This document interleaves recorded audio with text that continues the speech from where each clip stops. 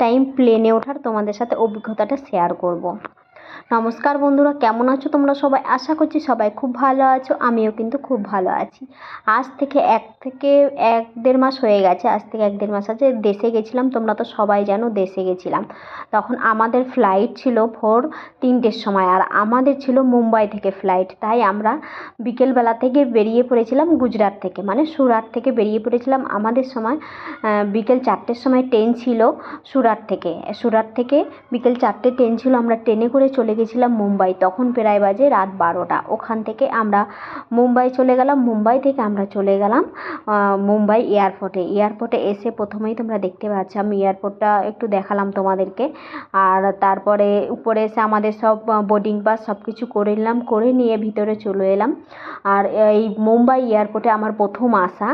আর এর আগে তো আমি 2-3বার ফ্লাইটে যাওয়া হয়ে গেছে, কিন্তু মুম্বাইয়ে প্রথম আমার অভিজ্ঞতা, তাই তোমাদের সাথে শেয়ার করলাম। এর আগে কখনো শেয়ার করিনি, আমার খুব একটা ভালো লাগে না, কিন্তু সবাই যখন শেয়ার করে দেখি, তাই ভাবলাম তোমাদের সাথে একটু শেয়ার করাই যেতে পারে।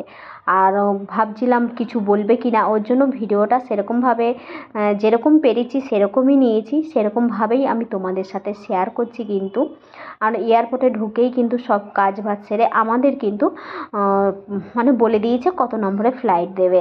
আমরা ভিতরে চলে এসেছি। ভিতরে এসে প্রথমেই কিন্তু একটু ঘোরাঘুরি করছিলাম, তোমরা দেখতে পেলে, জামা কাপড়ের দোকানে। আর এয়ারপোর্টের ভিতরে এত যে জিনিসের দাম তোমাদেরকে কি বলবো বন্ধুরা, একটা জিনিসও ছোঁয়া যায় না, মানে ধরা ছোঁয়ার বাইরে। সত্যি কথা বলতে আমরা তো সেরকম মানুষ নই যে আমরা মানে অনেক জিনিসপত্র কিনতে পারবো, তাই আমরা একটু ঘুরেই দেখালাম তোমাদেরকে। আর সেরকম কিছু আমি কিন্তু এয়ারপোর্ট থেকে কিচ্ছু কিনিনি, কেননা এত জিনিসের দাম। এই যে সামান্য রসগোল্লা, এটা 1 পিস না 2 পিস রসগোল্লা ছিল, তার দামই ছিল 50 টাকা, যেখানে একটা রসগোল্লার দাম 5 টাকা বা 6 টাকা নেয়। তাহলে বুঝতে পারছো তো কীরকম দাম।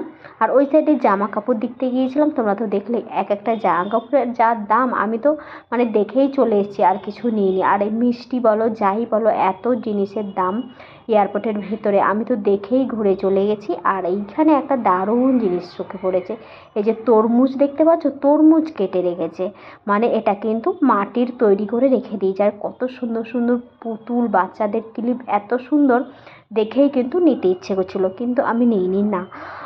সেরকমভাবে আমাদের আর্জেন্ট ছিল, তার জন্য সেরকমভাবে আমরা কোথাও কিছু করিনি, তাই একটু ঘুরে তোমাদেরকে দেখালাম চারিদিকটা, দেখতেই পাচ্ছ তোমরা। আর এই দিকে চলে এসেছি, এখানে লেখা ছিল আই লাভ মুম্বাই। এইখানের জায়গাটা কিন্তু খুব সুন্দর ছিল, সবাই এখানে এসে কিন্তু ফটোশ্যুট করছিল। আমিও কিন্তু অনেক ফটোশ্যুট করেছি, অনেক ভিডিও করেছি।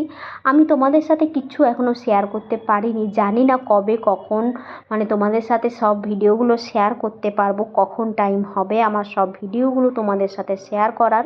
আর তারপরে এইদিকে চলে এসেছিলাম, দেখো কত ঠাকুরের মূর্তি আছে, এত সুন্দর সুন্দর ঠাকুরের মূর্তি আছে কি বলবো।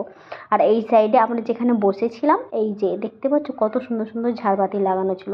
আর এত সুন্দর, মানে মুম্বাই এয়ারপোর্টটা সত্যি খুব সুন্দর। এর আগে আমি দিল্লি এয়ারপোর্টে গেছি, দিল্লিটাও খুব সুন্দর। আর এখানে তারপরে প্রায় 2:30টার মতন বাজে, এখানে আমাদের ফ্লাইট দিয়ে দিয়েছে, দেখতেই পাচ্ছ। আর 3টের সময় ছাড়বে। আর ফ্লাইট ওঠে, আমরা তারপরের ভিডিও আমি আর করিনি, চলে এসেছি কলকাতায়। এসে এই যে দেখতেই পাচ্ছ কলকাতার মানে হাওড়ার ব্রিজ। ভিডিওটা এই পর্যন্তই বন্ধুরা, কেমন লাগলো অবশ্যই বলো, কিন্তু ভিডিওটা ভালো লাগলে একটা লাইক কমেন্ট শেয়ার করে দিও। টাটা বন্ধুরা, সবাই ভালো থেকো, আবার নতুন নতুন ভিডিও আসবে।